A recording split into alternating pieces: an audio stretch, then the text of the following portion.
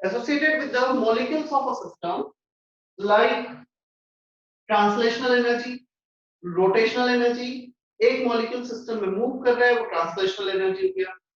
यदि वो molecule net movement zero पे रोटेट कर रहा है तो उसके कारण कुछ एनर्जी होगा, वाइब्रेट कर रहा है उसके कारण कुछ एनर्जी होगा। Energy due to interaction between atoms and molecules, we can also that type of energy. ऐसे बहुत सारे एनर्जी हैं जो किसी भी एटम मॉलिक्यूल्स एक सिस्टम के साथ एसोसिएटेड होंगे। क्लियर? उन सभी का सम हम इंटरनल एनर्जी बोलेंगे। Is that okay?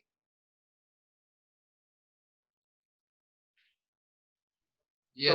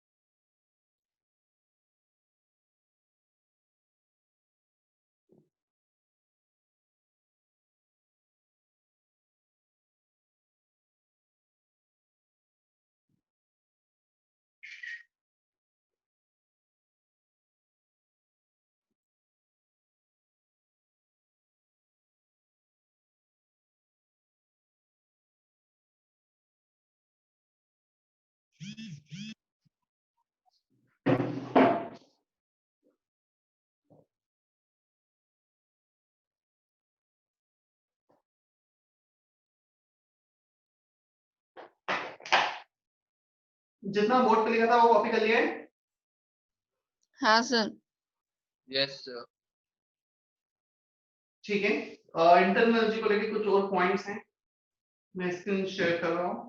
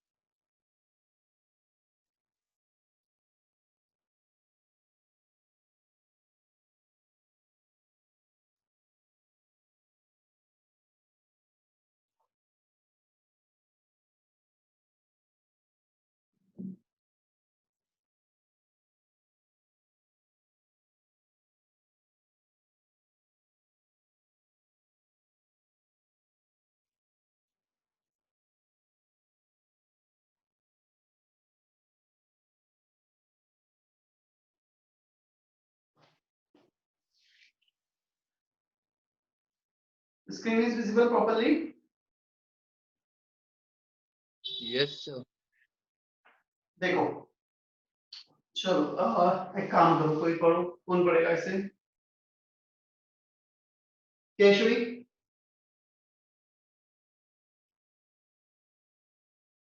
Keshavi?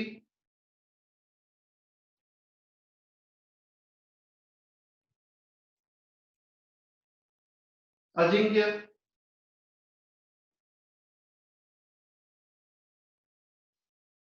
Ajinkya, can you hear मी?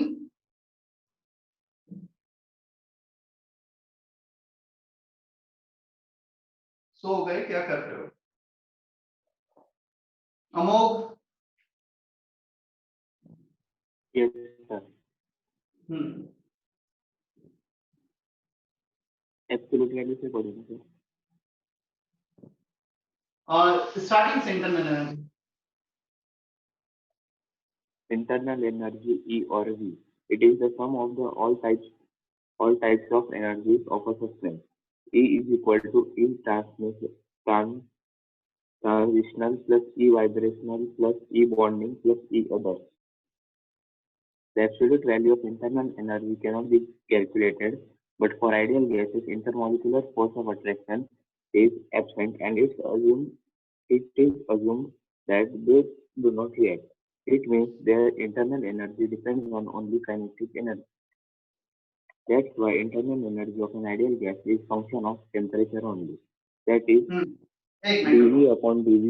एक minute The absolute value of internal energy cannot be calculated. Practically, it is not possible to determine all the energy associated with the molecules of a system. हम वो छोटे छोटे part energy के calculate नहीं कर सकते हैं, प्रैक्टिकली उसे डिटरमाइन करना पॉसिबल नहीं है. But if we talk about ideal gases, then for ideal gases bonding energy, force of interaction energy is zero. Then all other remaining energy, translational, vibrational, kinetic, it depends only on temperature. तो हम उसका exact value तो फिर भी नहीं निकाल सकते. But yes, we can determine the change in internal energy if we know the change in temperature. कि ये सिर्फ temperature dependent होगी ideal gases. हम वहाँ पे differential form लिख रखा है d by dv at constant t. क्या वो उसका सिग्निफिकेंस समझ में आता है? तुम्हें डिफरेंशिएशन और आगे ब्रैकेट के बाद जो लिखा हुआ है टर्म, अनिकेत इतना समझ में आता है वो टी का क्या मतलब है बाहर लिखा है? यस सर, क्या मतलब होता है? Constant temperature. कांस्टेंट टेम्परेचर पर तुम चाहे सिस्टम का वॉल्यूम चेंज करो, प्रेशर चेंज करो, internal energy will not change. The change in internal energy will be zero with respect to any variable if you keep T constant. और ये valid होगा ideal case. Real cases में force of interaction आ जाते हैं तो फिर उसमें इंटरनल एनर्जी चेंज हो सकती है. Is that okay?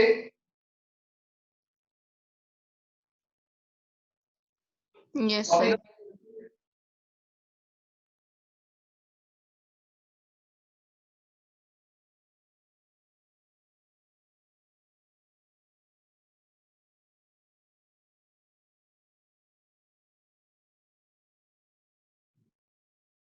पूरा पेज कॉपी करना है ना वैसे तुम्हें?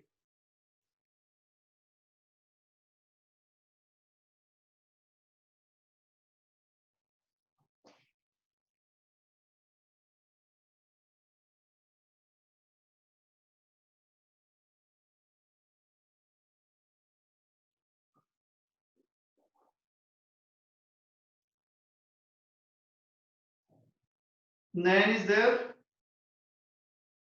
Yes sir. तुम कुछ बोल रहे थे कल.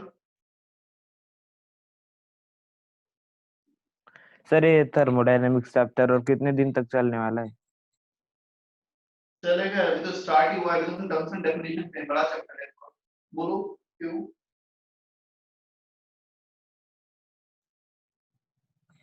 नहीं सर, कुछ नहीं, वो आगे टेस्ट वगैरह का देख रहा था मैं, इसलिए पूछा.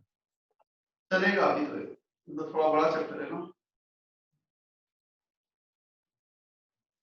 सर डिग्री ऑफ फ्रीडम लिखना है. हाँ, सब कुछ लिखना है. लिखना तो पूरा पेज ही है, उसको मैं एक्सप्लेन करूंगा अभी. मतलब तुमने शायद यहाँ तक तो लिख ही लिया था सब वाला part. So the absolute value of internal energy से तुम्हें लिखना था अभी.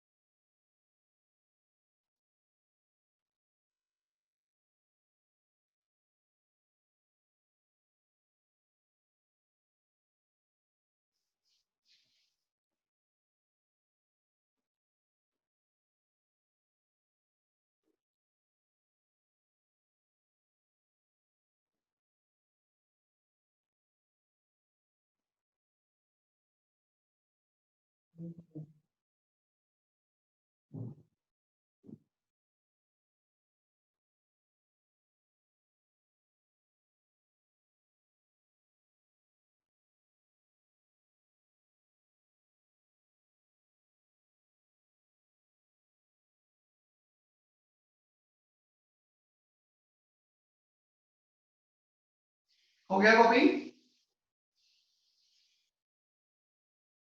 लक्षिका कॉपी हो गया है? Yes, sir. Follow degree of freedom एक बार। Degree of freedom for ideal gas. The term degree of freedom refers to the number of possible independent ways in which a system can have energy, or it is the number of different ways in which internal energy of an ideal gas gets manifested. Basically degree of freedom हम इसको ऐसे कुछ define कर सकते हैं, ये वो numbers होते हैं जितने वेज में एक किसी भी एक सिस्टम के मॉलिक्यूल्स अपना एनर्जी रख सकते हैं, अपना एनर्जी चेंज कर सकते हैं। क्लियर? जैसे एक मॉलिक्यूल ट्रांसलेट हो सकता है from one point two another point, तो उसका मतलब एक ट्रांसलेशनल डिग्री ऑफ फ्रीडम होगा, उसके अंदर कुछ एनर्जी कंटेंट होगा because of translation.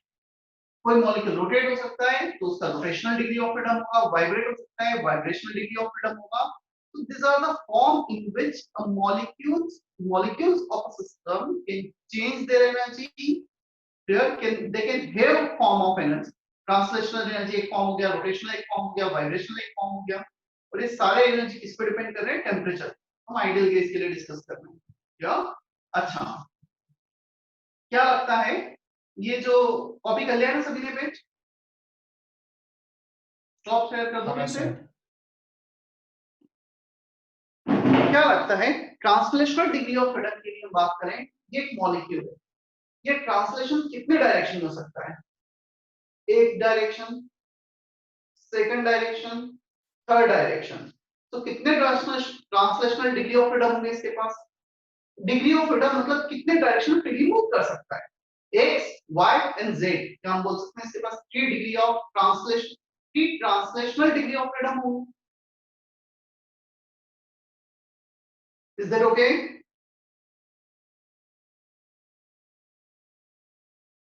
Parth, Pranav, is that okay?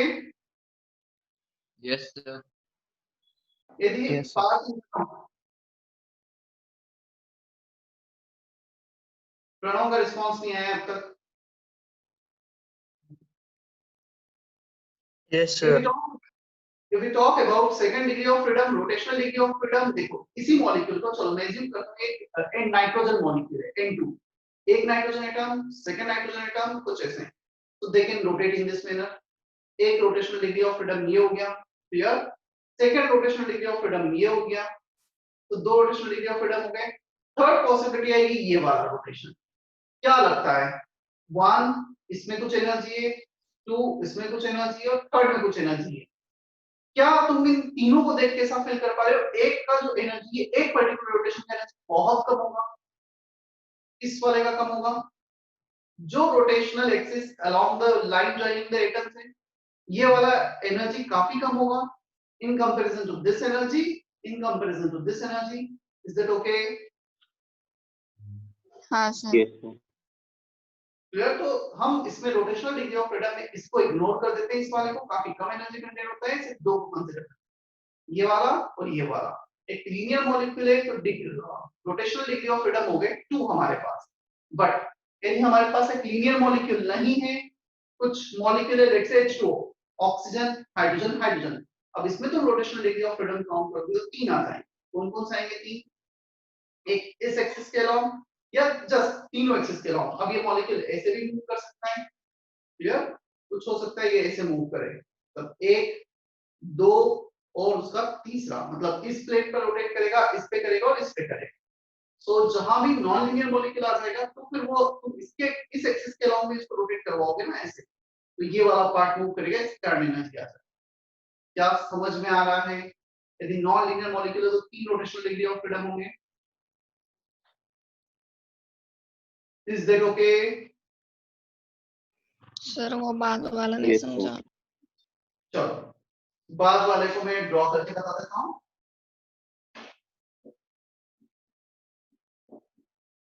एक बार मॉलिक्यूल को रोटेट कर दो इसके अलाउंग, इस एक्सिस के अलाउंग, तो ये B ऐसे मूव करेगा, यहाँ पे जाएगा, पीछे की तरफ जाएगा, ऐसा मूवमेंट होगा उसका रोटेशन। Is that okay? हाँ सर। सेकंड रोटेट कर दो इस एक्सिस के अलाउंग, तो ये वाला B का मूवमेंट होगा ऐसे, हाँ। और तीसरा रोटेट कर दो इस एक्सिस के अलाउंग, तो अब ए का मूवमेंट हो जाएगा यहाँ पर ऐसा, इस ए का, हाँ क्लियर है सर। या तो नॉन लीनियर में बेसिकली 3 डिग्री ऑफ रोटेशन होंगे और तीनों सिग्निफिकेंट होंगे, लीनियर में एक को इनसिग्निफिकेंट मानते हैं। अब आते हैं हम वाइब्रेशनल डिग्री ऑफ फ्रीडम पर।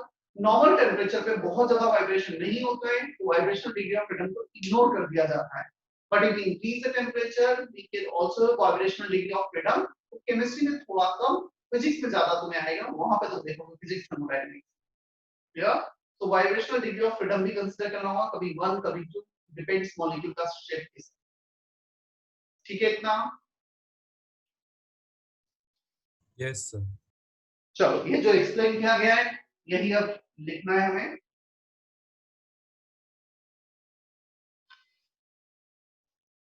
पूरा थ्योरेटिकल स्क्रीन पे शेयर कर देता हूँ, क्योंकि मैं बोलूंगा उसमें कुछ मिस हो गया तो बेटर है।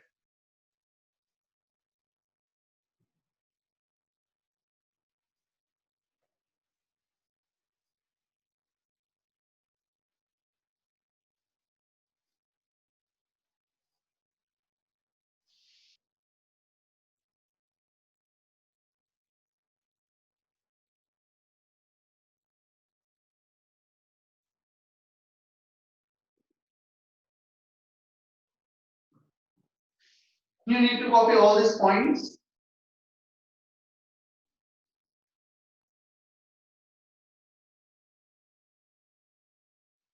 एक काम करो, पहले कॉपी करने के पहले एक बार पढ़ो ये 5 points, that will take maximum 2 to 3 minutes पढ़ने के लिए, और फिर कॉपी करो।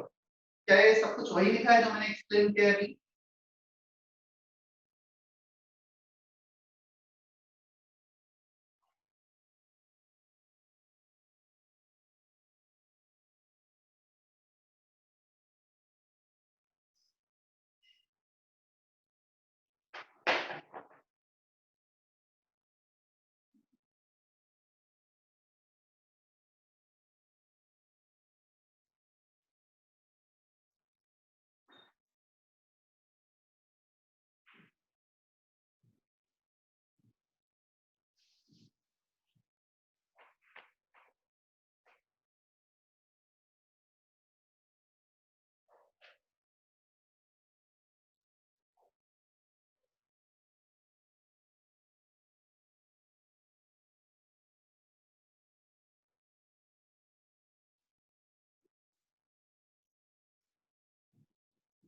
Excuse me sir.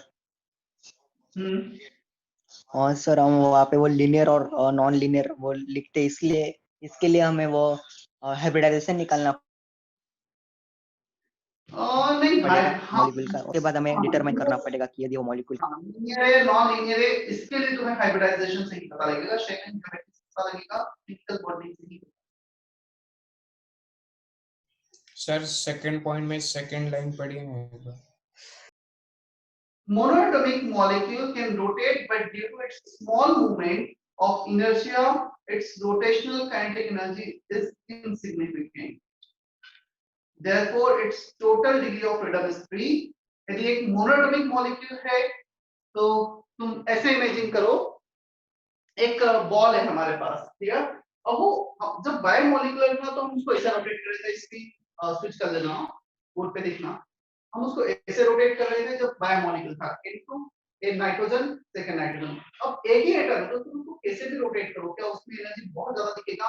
वो अपने एक्सिस पे रोटेट होगा, उसी पोजीशन पे रोटेट होगा, the net movement will not be there. यहाँ पे नाइट्रोजन एटम यहाँ से यहाँ पे आ रहा था, फिर यहाँ पे जा रहा था, समझ में आ रहा है? या मैं एक एग्जांपल ही लूं बॉल लेकर, रुको मैं एक बॉल लेकर आता हूँ।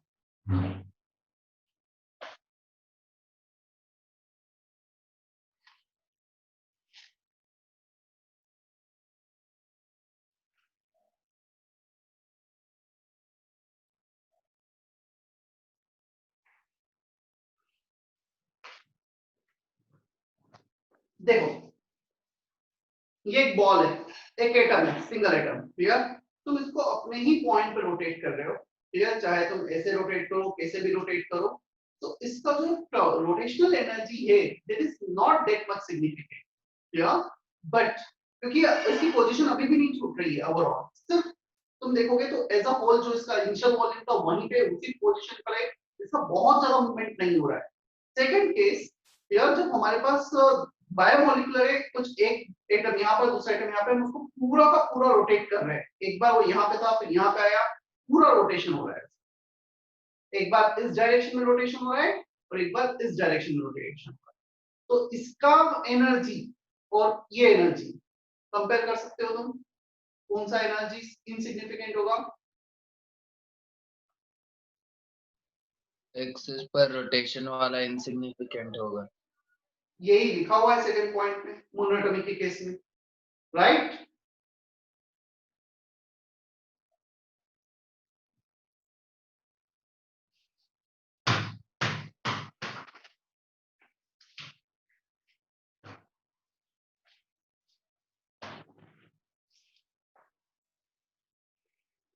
वैसे ऑफलाइन क्लासेस ना होने के कारण हम कितनी चीजें मिस कर रहे हैं। जनरली 11th में हम ऐसा करते थे काफी बार, मतलब ऑलमोस्ट 3 से 4 संडे में एक बार कुछ ना कुछ क्रिकेट खेलने, कभी फुटबॉल खेलने, वॉलीबॉल खेलने चले जाते थे बच्चों के साथ, 11 के बच्चों के साथ। जनरली 12th में थोड़ा सा वर्कलोड बढ़ जाता है, मूड आ जाता है, कम हो जाता है।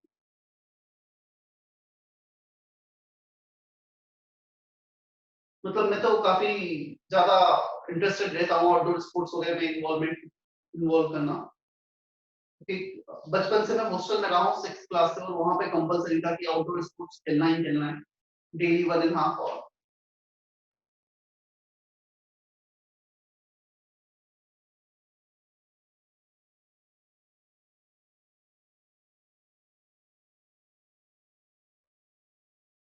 स्पोर्ट्स वगैरह होता है। फिर इस टाइम पे ईयर के एंड में, मतलब इस टाइम में फरवरी के आसपास जब 11th सेशन एंड होता है, तो एक पिकनिक भी प्लान की जाती है कहीं भी नासिक के आउटर में, थोड़ा सा 10 से 50 किलोमीटर के बीच में। बट इस बार सब कुछ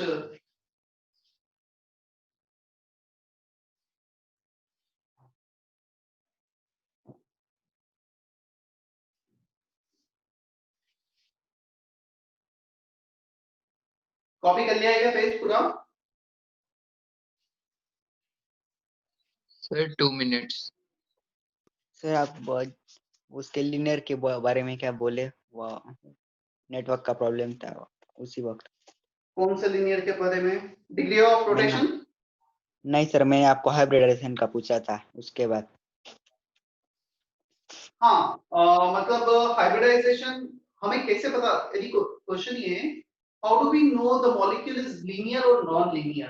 then the answer is that you get to know from chemical bonding, from hybridization concept that you need to understand.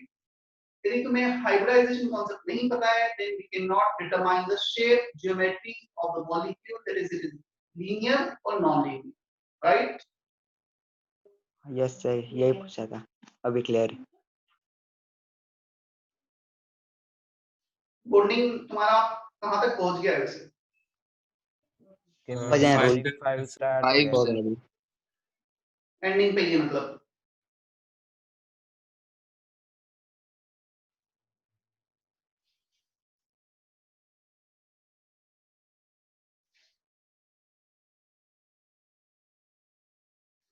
अच्छा, इस वीक में कोई सेंटर आने वाले हो तुम लोग? वैसे शायद वो प्लान कर रहे हैं, कॉलिंग करके भी वो ले लिया जाएगा, बट तुम अपने एंड से इससे वीक में सेंटर आना चाहते हो तो आ जाओ। तो एडवाइस यही करेंगे कि एक बार सभी लोग आकर मिल लो। काफी बच्चों से तुम्हें मिला ही नहीं हो अब तक।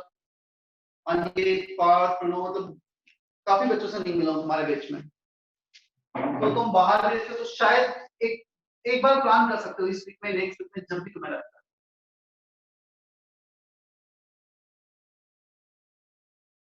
और जब भी आओ ना, अपने तीनों सब्जेक्ट के लेक्चर नोट, होमवर्क नोटबुक लेकर आना है।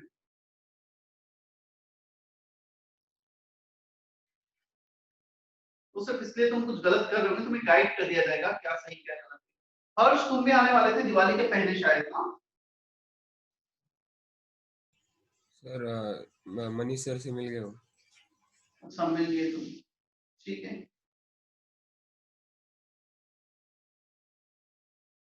नयन आने वाला था, नयन का भी था। निशांत, तुम मिले हो मुझसे?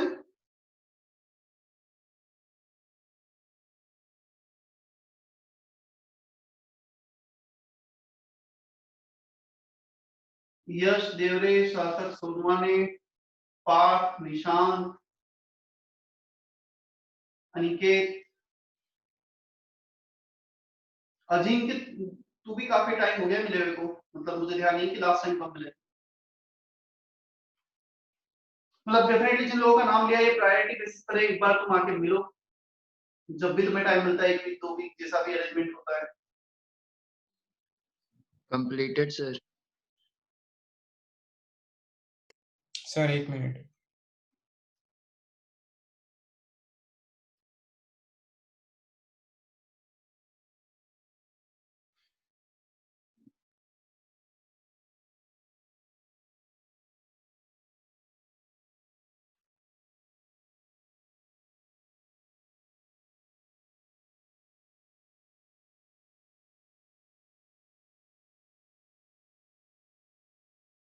Done sir.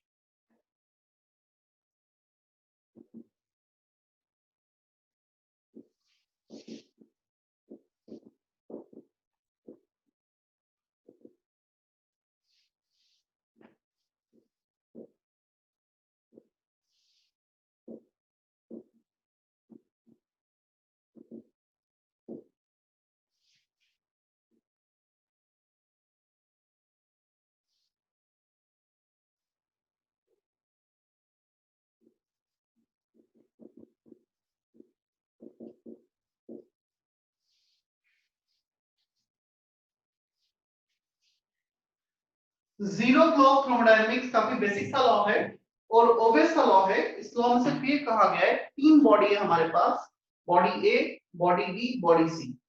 अब ए बॉडी सी के साथ थर्मल इक्विलिब्रियम में, मतलब इन दोनों का टेंपरेचर सेम है। बॉडी बी और सी ये भी आपस में इक्विलिब्रियम में, थर्मल इक्विलिब्रियम में, इन दोनों का टेंपरेचर सेम है, तो डेफिनेटली ये भी थर्मल इक्विलिब्रियम है। ए सी के साथ, बी सी के साथ थर्मल इक्विलिब्रियम है, तो ए भी आपस में भी इक्विलिब्रियम तो होना ही। जब ये T1 T3 T2 T3 के इक्वल है तो T1 T2 इक्वल होना ही। So nothing is special in zero law of thermodynamics. They are simple sign. Then the first law of thermodynamics, it is based on conservation of energy. Energy cannot be created nor be destroyed. एक system को जितना भी हमने energy दिया exactly उतना ही energy system का बढ़ेगा। Total internal energy change of a system is exactly equal to the heat energy given to the system and work done on the system. हम जनरली एनर्जी दो फॉर्म में system से exchange करेंगे thermodynamics में, heat and work.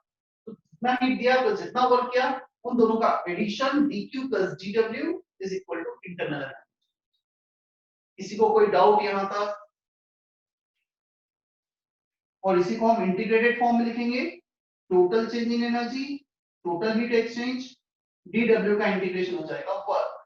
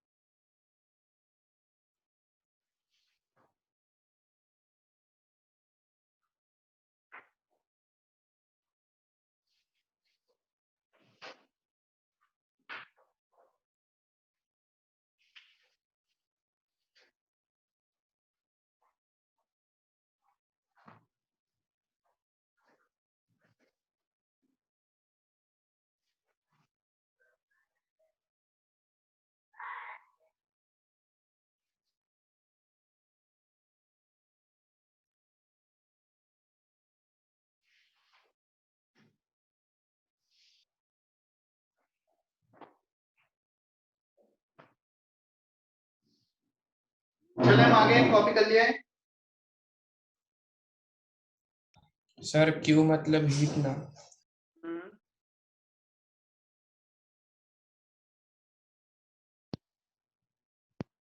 बोलो क्या बोल रहे हो?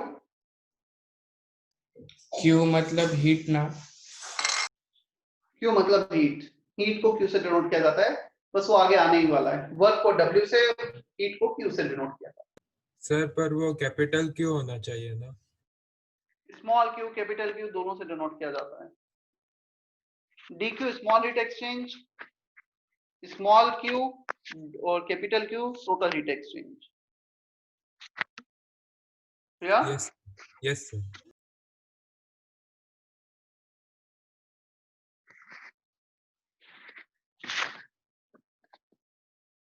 Is that okay?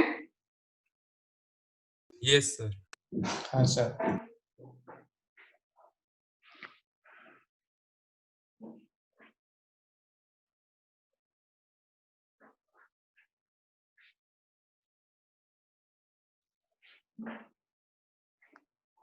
चलो हमने फर्स्ट लॉ ऑफ थर्मोडायनेमिक्स देखा, उसमें इंटरनल एनर्जी चेंज देखा, हीट एक्सचेंज देखा, वर्क देखा, और हम तीनों के इंडिविजुअल कैलकुलेशंस देख लेते हैं कैसे उन्हें कैलकुलेट किया जाता है। क्लियर? इंटरनल एनर्जी को, वर्क को, हीट को। Write down law of equipartition of energy.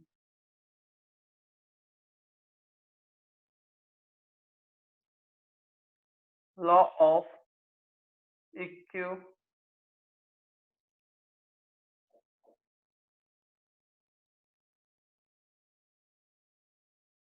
partition of energy. Each degree of freedom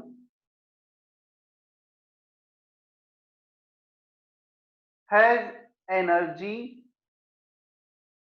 Each degree of freedom has energy bracket में लिखो KT/2 KT/2 associated with it, each degree of freedom has energy associated with it per molecule.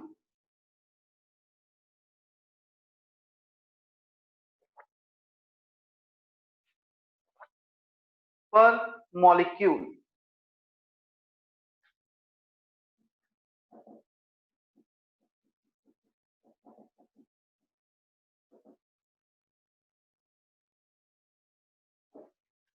Law of equipartition of energy ने ये कहा हर एक degree of freedom का के corresponding एक molecule का जो एनर्जी होगा वो होगा KT/2.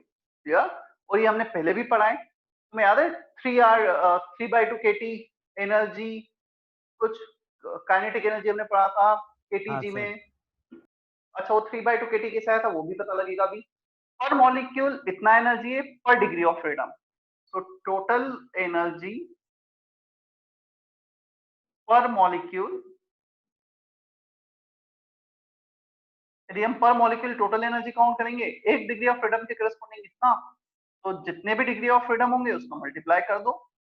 F is degree of freedom.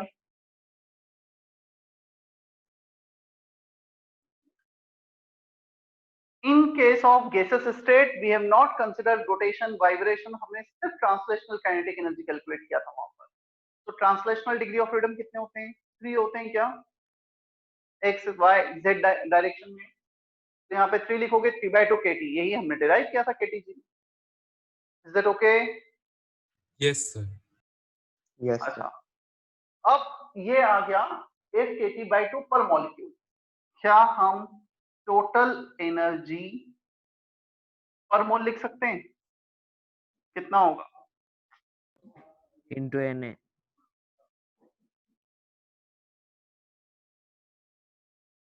तो एक काम करो, एक मोल का मल्टीप्लाई कर देते हैं हम इसमें. F KT/2 इंटू 1 मोल Na particles. K into Na होता है R, इसको कर देंगे हम F RT/2. ये आ जाएगा. Is that okay? तो हर एक डिग्री ऑफ फ्रीडम के करस्पॉन्डिंग ये एनर्जी होगा. Can we write change in internal energy will be change in this degree of freedom constant, R constant, Q constant. जब टेम्परेचर चेंज होगा F R delta T/2. तो internal energy depends only on change in temperature. या तो हम कभी भी exact value internal energy का calculate नहीं कर सकते, बट हम ये डिटरमाइन कर सकते हैं कितना इंटरनल एनर्जी चेंज हुआ है इस फॉर्मूले से.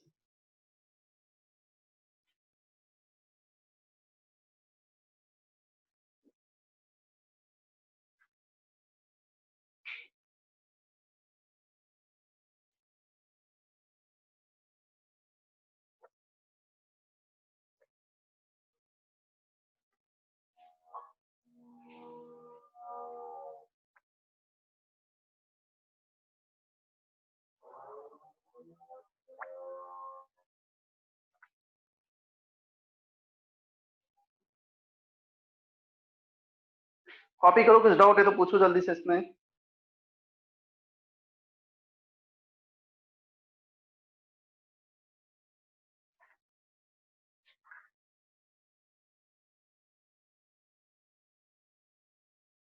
सर उसको RT कंप्रेसर इनटू वॉल्यूम भी लिख सकते हैं ना? हाँ, यदि आइडियल गैसेस है तो लिख सकते हो.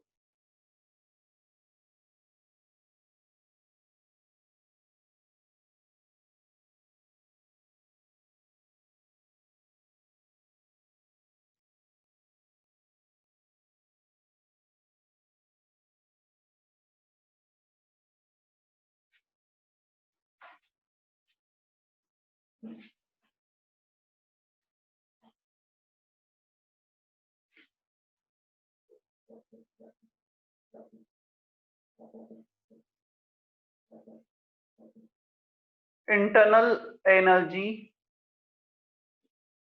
is a state function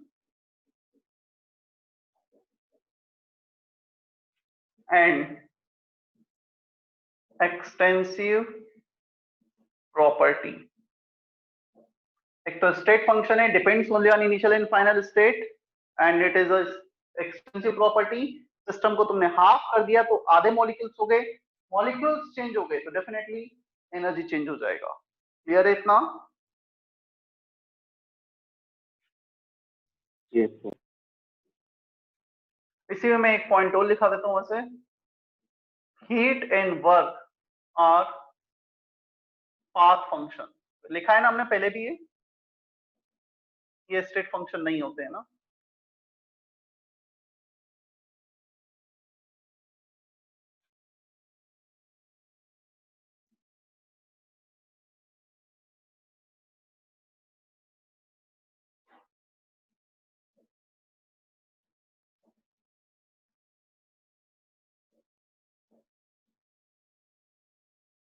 work and types of work.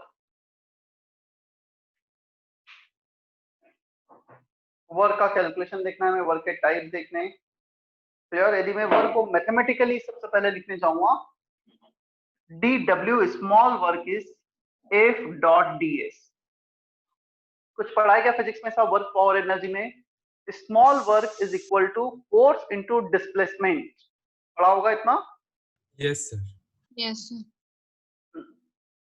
अच्छा, जो वर्क होता है ना, वर्क किसी भी सिस्टम की हम स्टेट वेरिएबल्स में जनरली काउंट नहीं करते हैं. स्टेट वेरिएबल्स क्या होते हैं? किसी भी सिस्टम के स्टेट को जो डिफाइन कर रहे हैं, क्लियर, एक्सप्लेन कर रहे हैं गिवन पोजीशन को. मेरा स्टेट क्या है, मेरा टेम्परेचर क्या है, मेरा प्रेशर क्या है, मेरा वॉल्यूम क्या है, वो मेरा स्टेट वेरिएबल्स हो गए. बट क्या तुम मुझसे ये क्वेश्चन पूछ सकते हो, मैं यहाँ खड़ा हूँ, मेरा वर्क क्या है? मतलब दैट इज मीनिंगलेस. तो मेरा हीट क्या है? That is meaningless. तो वर्क और हीट जो है ना, ये ड्यूरिंग द चेंज आते हैं. मैं इस पोजीशन से इस पोजीशन पे गया, अब तुम मुझसे पूछ सकते हो during process, during the change, how much work did I have done. तो work comes into picture during the process, during the change. ना कि स्टेट है वो मेरा. मेरे स्टेट को डिफाइन करने के लिए वर्क नहीं आएगा. जब मैं एक पोजीशन से दूसरी पोजीशन पे जाऊंगा, कुछ पोजीशन चेंज होंगे, कुछ मेरे प्रॉपर्टीज चेंज होंगी, टेम्परेचर, प्रेशर, वॉल्यूम चेंज होगा, तब वर्क पिक्चर में आता है. यार जब तक डिस्प्लेसमेंट नहीं होगा, वर्क काउंट नहीं होगा. एक सिस्टम का तुम ये नहीं बोलो इसका वर्क कितना है, तो इसका वर्क नहीं, तो कहीं जाएगा तो वर्क आएगा पिक्चर में. इसका हीट कितना है, तो इसका heat is meaningless thing. heat comes into picture when it some temperature changes, system and surrounding, some energy transformation takes place, that is during the process, during the change. तो किसी भी process में कितना heat exchange हुआ, that is meaning. इतना समझ में आता है? Yes, sir. Yes, sir. Yes, sir. चलो, तो ये तो मैथमेटिकल फॉर्मूला हो गया. डेफिनेशन लिख लो वर्क की. It appears only at the boundary of the system. ये बाउंड्री के थ्रू अपेयर होगा, क्योंकि जब तक बाउंड्री डिस्प्लेस नहीं होगी, वर्क पिक्चर में नहीं आएगा. यदि बाउंड्री रिजिड है तो work zero. It appears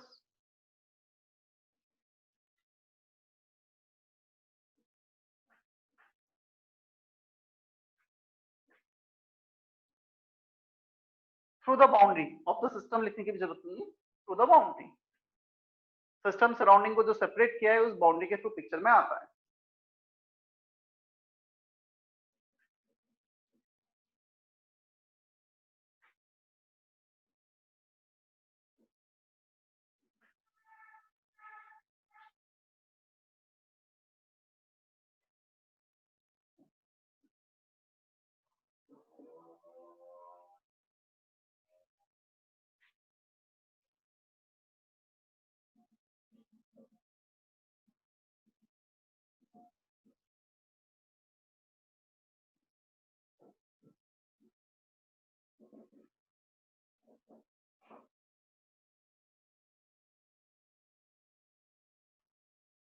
It appears only during the process, during the change.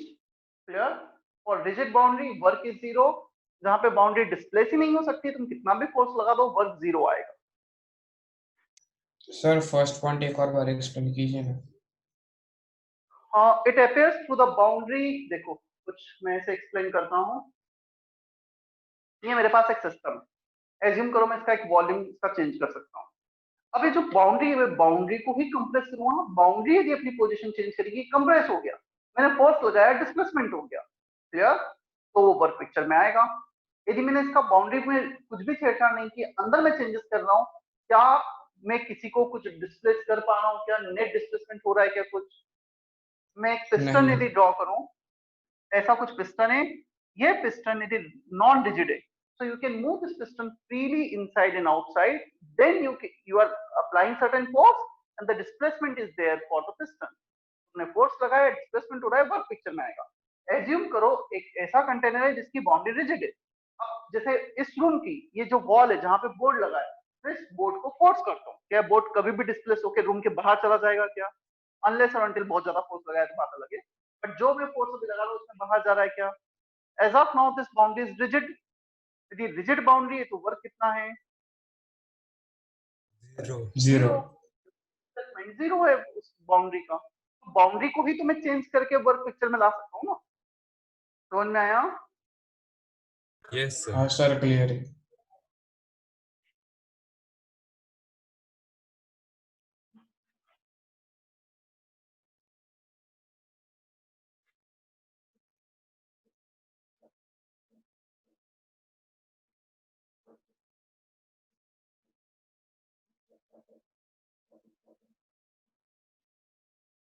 Gravitational work mgh, physics में डिटेल में है, केमिस्ट्री में कुछ ज्यादा काम का नहीं है, पढ़ा है तुमने, पूरा एक चैप्टर ही होता है ना उस पर। Then electrical work,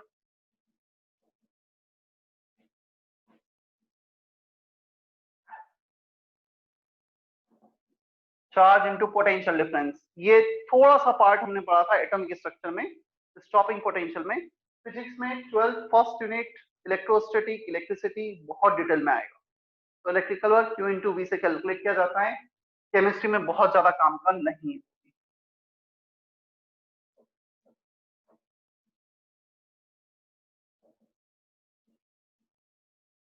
mechanical work, ये मेनली हमें यहाँ पे देखना है, इसका कैलकुलेशन देखना है काफी डिटेल में ना। रफली 1 से 1.5 घंटा लगेगा हमें मैकेनिकल वर्क को समझने में, कैलकुलेशन करने में।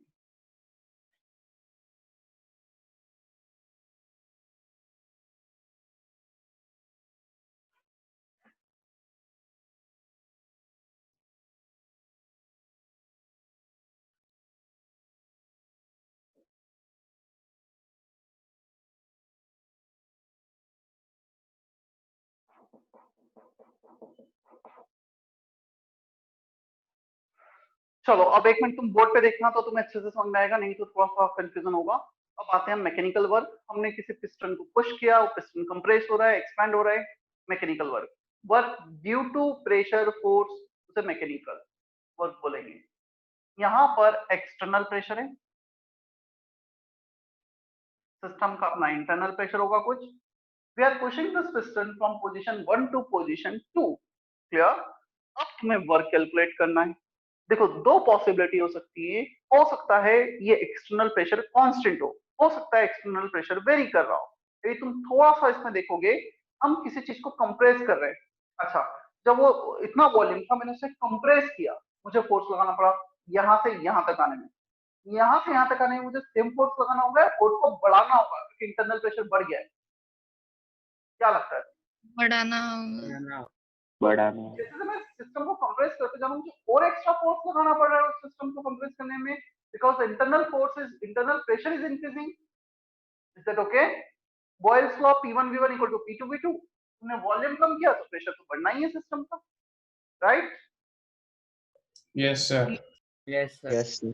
हाँ, एक पॉसिबिलिटी ये हो सकती है इंटरनल प्रेशर 1 atm, तुमने 10 atm एक्सटर्नल डायरेक्टली लगा दिया, तो 10 atm जब तक अंदर का 10 atm नहीं होता वो सिस्टम कंप्रेस हो जाएगा, उसके बाद रुक जाएगा वो। तो we can keep external pressure constant also, that possibility is also there, clear. तो हम एक काम करते हैं, हम एक जनरल चीज एज्यूम करते हैं कि चलो एक्सटर्नल प्रेशर कांस्टेंट नहीं है और उसका डेरिवेशन करते हैं, कांस्टेंट होगा तो अच्छी बात है, उसको हम कांस्टेंट रख के सॉल्व कर लेंगे। बट यदि हमने कांस्टेंट रखा तो जब वो वेरिएबल है तो फिर कैलकुलेशन मुश्किल होगा। तो हम एज्यूम करते हैं कि वो वेरिएबल भी हो सकता है, कांस्टेंट, जो भी उसे होना होगा, लास्ट में हम नॉर्मल कैलकुलेशन देखते हैं इसका। अब पोजीशन 1 से पोजीशन 2 पे आने में हम एक छोटा सा इसमें पार्ट लेते हैं, इतना portion when piston is going from here to here, clear? यहां से यहां वो x डिस्टेंस जब मूव करेगा तब कितना वर्क होगा, क्लियर? ये जो छोटा सा डिस्टेंस है, ये वाला डिस्टेंस, इसे हम लिख देते हैं x। अब वो x डिस्टेंस मूव करेगा तो कितना वर्क होगा, उसका कैलकुलेशन देखते हैं। स्मॉल डिस्टेंस मूव किया है, हम उसको लिख देते हैं dw। p एक्सटर्नल उस पर्टिकुलर पॉइंट पे लग रहा होगा इतना, दैट मे वेरी आल्सो, इस पोजीशन पे इतना लग रहा होगा। वो छोटा सा कंप्रेशन के लिए हम ये अज्यूम करेंगे when the change in volume is very less, the change in length is less x, clear? उस केस में एक्सटर्नल प्रेशर ऑलमोस्ट कांस्टेंट रहेगा, इसलिए छोटा सा पोर्शन ये, यहां से यहां तक चेंज हो रहा है वो, बट छोटे से पोर्शन के लिए कांस्टेंट अज्यूम कर सकते हो। तो dw हम फॉर्मूला हम लगाते हैं force into distance, clear? Force लगा P एक्सटर्नल इनटू एरिया, ये तो फोर्स लग गया हमारा, प्रेशर इनटू एरिया। डिस्टेंस कितना ट्रेवल किया, डिस्टेंस उसने ट्रेवल किया x, क्लियर? तो इनटू x। क्या इतना समझ में आता है?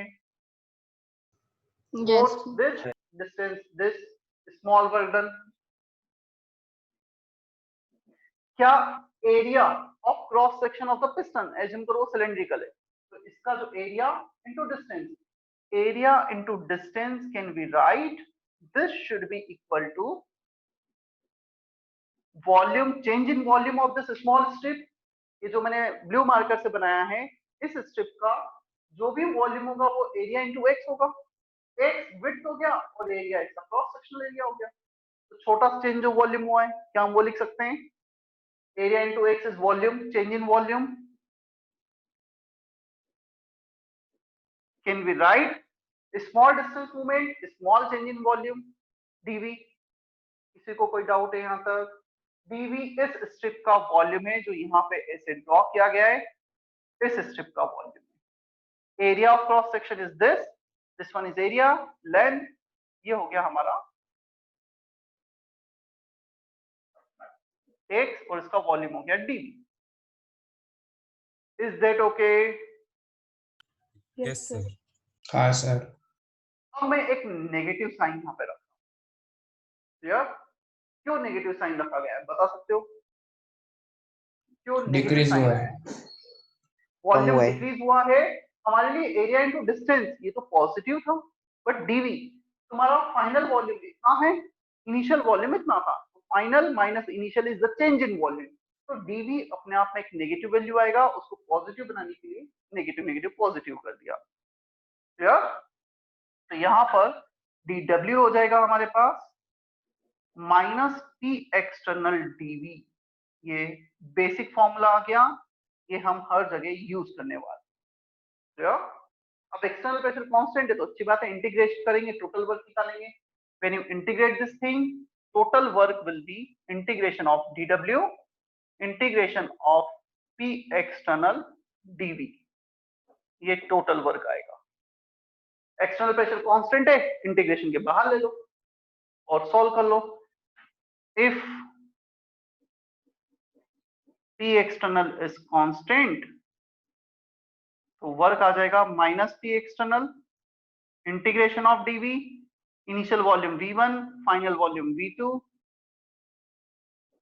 Delta v v2 minus v1, और ये तभी वैलिड है जब एक्सटर्नल प्रेशर कांस्टेंट। क्या समझ में आता है इतना? Yes sir. करो कॉपी जल्दी से। ये डेरिवेशन वैसे बहुत ज्यादा मैटर नहीं करता, सिंपल भी है, हमें मिली है फॉर्मूला और इससे कैसे आगे इंटरप्रेट करना है वो ज्यादा मैटर करेगा।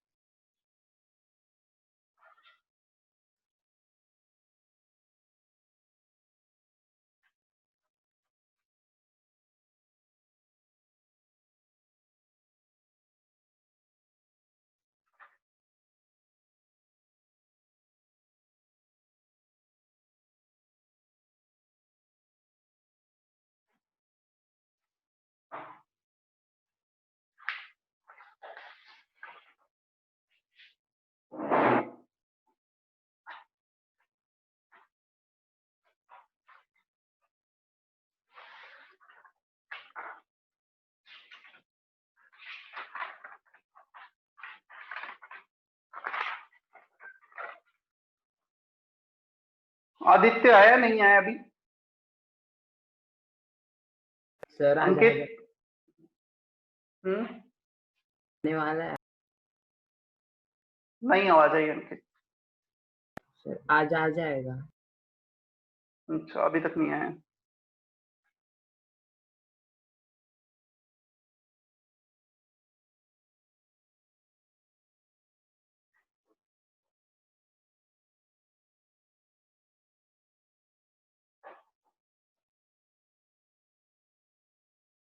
ध्रुव पाटिल क्लियर है इतना?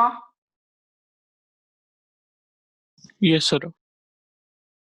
गौरव बंदानी? गौरव की तो आजकल आवाज ही नहीं आती है। Yes, sir, clear.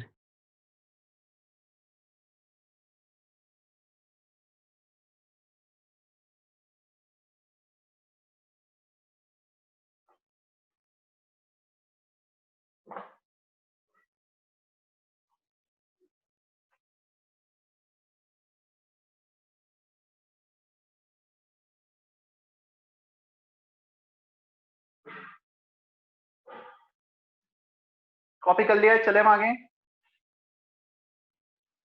Yes. Yes.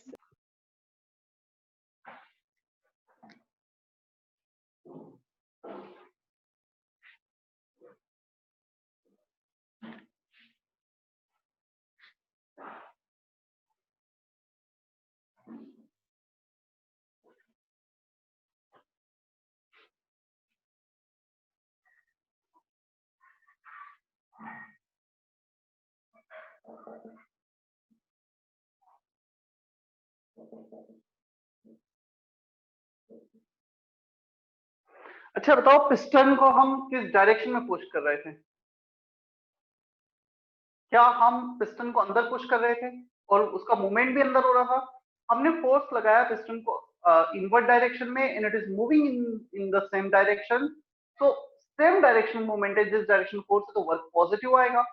By chance external pressure लग रहा है अंदर और मूवमेंट हो रहा है बाहर, ऐसा कब पॉसिबल है? जब इंटरनल प्रेशर ज्यादा हो जाए तब ऐसा पॉसिबल है। तो मैं फोर्स लगा रहा हूँ इस डायरेक्शन, बट स्टिल अंदर का प्रेशर ज्यादा होने के कारण वो पुश हो रहा है इस डायरेक्शन, तो मेरा वर्क नेगेटिव हो जाएगा। क्लियर? क्योंकि फोर्स और डिस्प्लेसमेंट का डायरेक्शन अलग हो गया है। F dot D S negative आ जाएगा। Sign convention,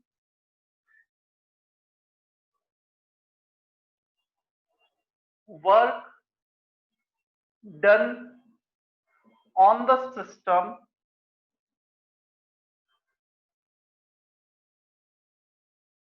is considered as positive work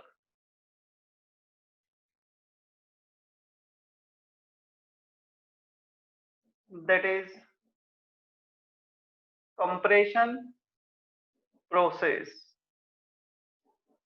delta V less than 0.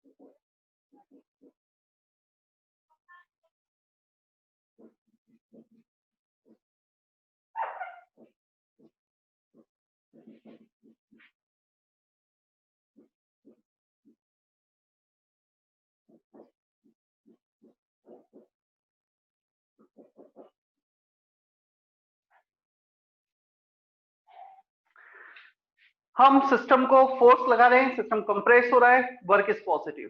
System expand हो रहा है, वर्क इज नेगेटिव। क्लियर? यदि सिस्टम वर्क कर रहा है मतलब एक्सपांशन होगा, सिस्टम अपने अपने जो बाउंड्रीज हैं, वॉल है, उसे पुश कर रहा है। सिस्टम के मतलब ओवरऑल वर्क को नेगेटिव हो जाएगा, सिस्टम की एनर्जी डिक्रीज हो जाएगी, तो सिस्टम के लिए नेगेटिव। हम सिस्टम पे वर्क कर रहे हैं, सिस्टम के अंदर एनर्जी जा रही है, क्लियर, कंप्रेशन हो रहा है, सिस्टम के लिए positive. Anything given to the system is positive, anything taken out of the system is negative, clear. तो तुम्हें बोला जाएगा एक सिस्टम है जिसका वॉल्यूम 3 लीटर टू 7 लीटर हो गया है और तुम्हें वर्क का मैग्नीट्यूड दे दिया गया है, तुम नेगेटिव साइन के साथ रिपोर्ट करोगे या पॉजिटिव साइन के साथ? 3 टू 7 लीटर पे गए, नेगेटिव नेगेटिव आ जाएगा, एक्सपांशन। और वहीं पे हम 7 से 3 लीटर पे आते तो कंप्रेशन, पॉजिटिव साइन के साथ रिपोर्ट करेंगे। तो हम वर्क कैलकुलेट करते हैं by the surrounding on the system, system पे क्या वर्क हो रहा है। कभी कभी क्वेश्चन में कंफ्यूज करने के लिए ये भी दे दिया जाता है find work done by the system. तो फिर जो हमारा जो नेगेटिव साइन आया ना इसके कैलकुलेशन में, तो उसमें एक और नेगेटिव साइन रखना, जो भी साइन आएगा उसका एक नेगेटिव रखना पड़ेगा। हम कैलकुलेट करते हैं work done by the surrounding on the system. तुमसे बाय द सिस्टम पूछा है, अपोजिट कर दो, सिर्फ नेगेटिव साइन रख दो। Is that okay? मैं लिख देता हूं, note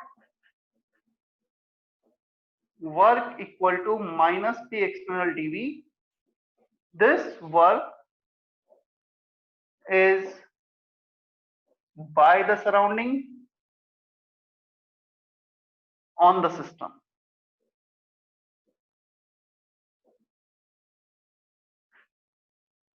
Work done on system is equal to negative of work done by system.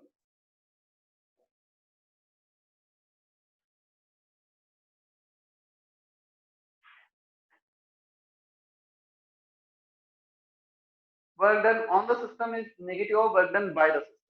हम हमेशा on the system कैलकुलेट करते हैं ना, by the surrounding on the system.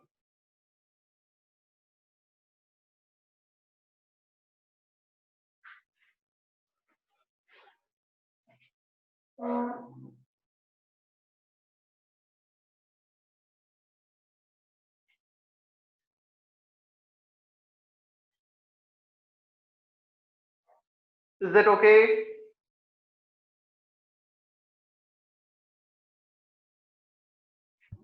Yes, sir.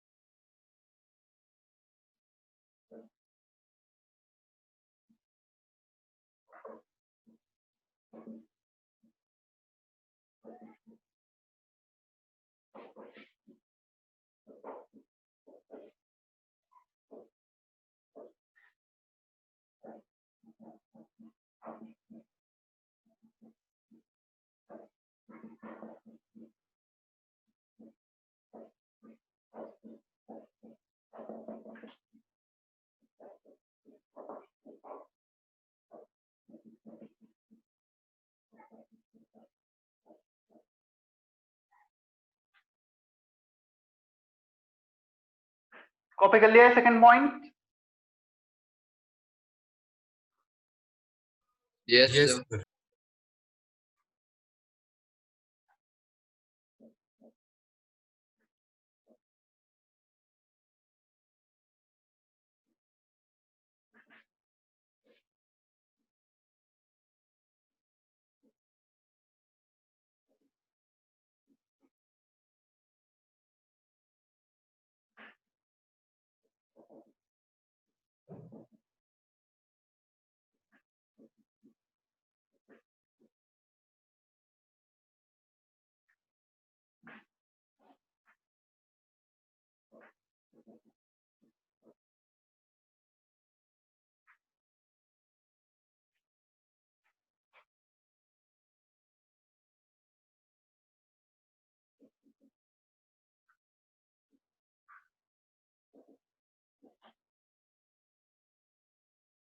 ये फर्स्ट केस तो ऑलरेडी किया भी था, बट वो ठीक है, कैलकुलेशन ऑफ वर्क में बता दिया फिर से। Second case, work done during expansion against vacuum. हमारा सिस्टम का कुछ प्रेशर है और बाहर वैक्यूम है, तो डेफिनेटली वो सिस्टम जब पिस्टन को पुश करेगा वो इनफाइनाइट डिस्टेंस तक मूव करेगी, उसको कुछ अपोज ही करने वाला नहीं है। पता है, ये जो फुटबॉल है, मैं फुटबॉल को किक दूंगा, वो इनफाइनाइट डिस्टेंस तक मूव करेगी जब तक कि उसे कोई अपोजिंग फोर्स नहीं मिलेगा। जनरली हमारे नेचर में अपोजिंग फोर्स फुटबॉल के मूवमेंट के लिए होंगे। वो ग्राउंड है तो ग्राउंड पे फ्रिक्शन लगेगा, सेकंड एयर होगी, एयर का फ्रिक्शन लगेगा। क्लियर? तो जो अपोजिंग फोर्स है वो उससे इसकी स्पीड को कम करते हैं, वेलोसिटी को कम करते हैं। यदि अपोजिंग फोर्स जीरो, तुम उसको थोड़ा सा पुश करो, इनफाइनाइट डिस्टेंस तक जाएगा, तुम्हें वर्क करने की रिक्वायरमेंट ही नहीं आएगी। तो जब एक्सटर्नल प्रेशर ही नहीं है तो हम किसके अगेंस्ट वर्क कर रहे हैं? वर्क हमेशा किसी के अगेंस्ट होता है, फ्री चीजों के अगेंस्ट कभी वर्क नहीं होता है। ये मार्कर को यहां से यहां लाने में मैंने वर्क किया क्योंकि इस पे फोर्स लग रहा था ग्रेविटी का। पता है, यदि हम जीरो ग्रेविटी जोन में चले जाएंगे तो ये मार्कर क्या, तुम्हारे हैंड पर 10,000 टन भी रख दिया जाएगा ना, तब भी तुम्हें वेट फील नहीं होगा। और उस 10,000 टन को तुम लिफ्ट करोगे, you will have zero work, तुम्हें बिल्कुल भी फील नहीं होगा कि तुम किसी को लिफ्ट कर रहे हो। क्लियर? क्योंकि तुम किसी के अगेंस्ट में वर्क ही नहीं कर रहे हो, उसका एनर्जी नीचे लग ही नहीं रहा है वहां पर। जैसे हम एक सिंपल सा मैं एक एग्जांपल लूं, हम कुछ आउटर स्पेस में जहां पे ग्रेविटी जीरो है, तो वहां पे छोटे से पार्टिकल से लेके कितने भी बड़े पार्टिकल को जस्ट फिंगर से पुश कर दो, वो इनफाइनाइट डिस्टेंस तक मूव करेगा जब तक कि उसे कोई रेजिस्टेंस, कोई पार्टिकल से कोलाइड नहीं होता या कहीं से कोई भी एक्स्ट्रा रेजिस्टेंस नहीं मिलता, अपोजिंग फोर्स नहीं मिलता। तो वर्क तभी पिक्चर में आता है जब अपोजिंग फोर्स, यदि opposing force external pressure zero तो work zero. Is that okay? Yes, sir. Yes, sir. Copy कर लिए क्या दोनों? Yes. Yes, sir. चलो एक केस जल्दी से तुम डिराइव करके बताओ। Third case,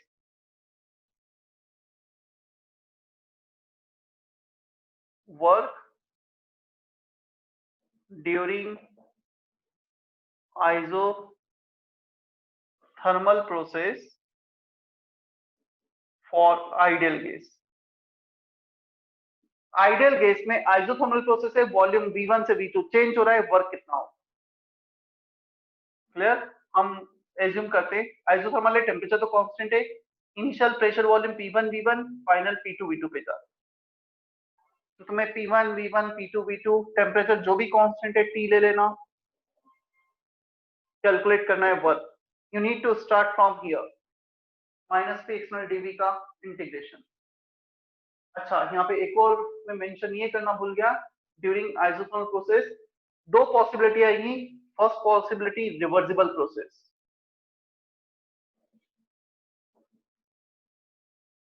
reversible process where external pressure is equal to internal pressure, इसे हम सिर्फ P लिख सकते हैं। और दूसरा आएगा इरिवर्सिबल।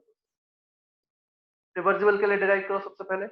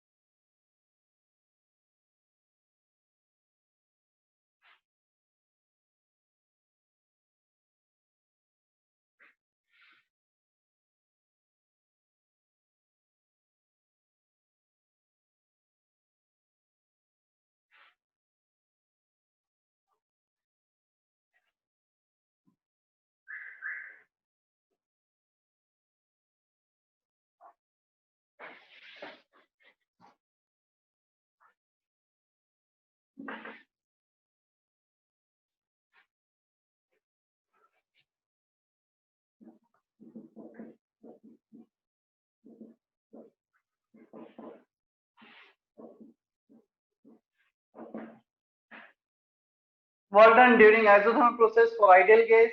आइडियल गैस के लिए P को रिप्लेस कर सकते हैं हम nRT अपॉन V से। Number of moles R, temperature is constant for isothermal process, integration के बाहर ले लो। dV अपॉन V का integration, limit V1 to V2,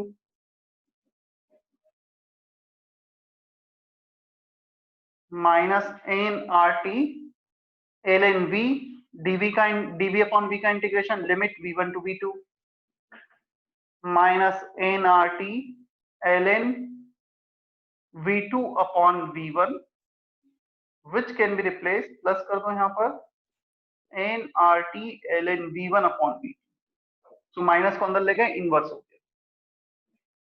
clear?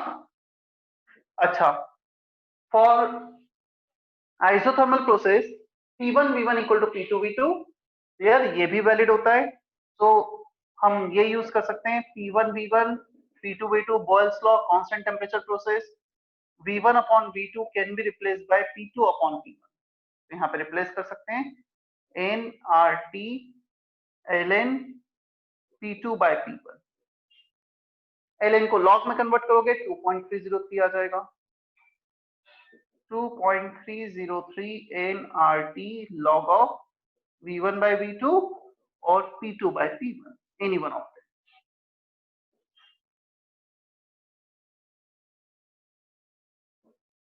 Is that okay?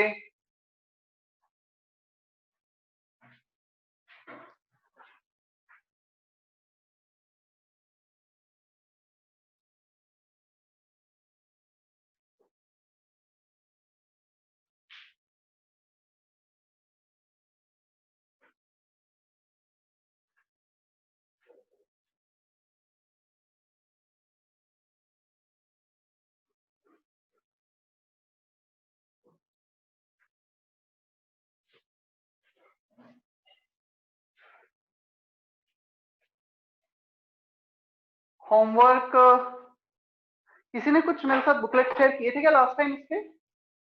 कुछ कोई एक्सरसाइज 1 के? नहीं सर। अच्छा, एक्सरसाइज बुकलेट है ना तुम्हारे पास? Yes sir. सर मुझे कोई भी एक स्टूडेंट अभी एक्सरसाइज 1 सेक्शन ABC इनके पिक्चर सेंड करो, मैं तुम्हें होमवर्क बता देता हूँ। कौन कर रहा है? सर मैं करता हूँ सर। करो सर जल्दी से।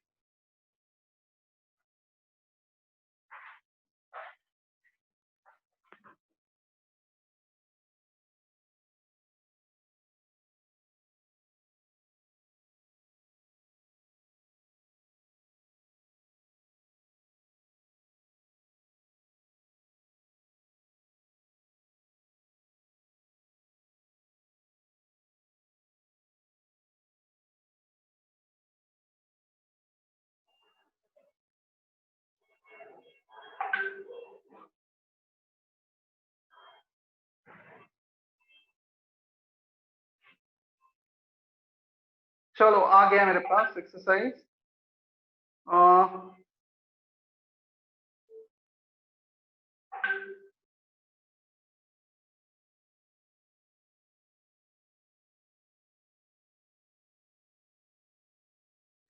होमवर्क रहेगा section A, section B, section C from exercise 1 part 1 part 2 both.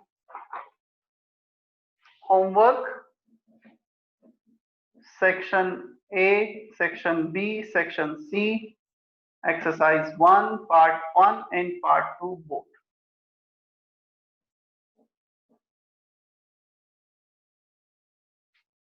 परसों लेक्चर है, परसों पहले डाउट डिस्कस करेंगे फिर आगे बढ़ेंगे। Clear? Okay sir. Sorry sir वो ideal gas,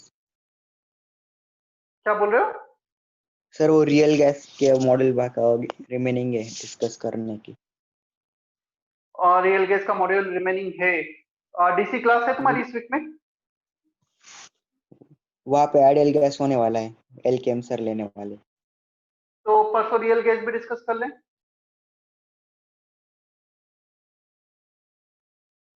yes real sir. Gas discuss हुआ था, मुझे क्यों ऐसा ध्यान है, एक्सरसाइज 3 रह गया था क्या? Yes sir. चलो यस इतना और रियल गैस डिस्कस करेंगे हम परसों वेडनेसडे को। मुझे याद दिला देना जब लेक्चर स्टार्ट करूं। तो रियल गैस और ये डिस्कस करेंगे फिर हम, ठीक है?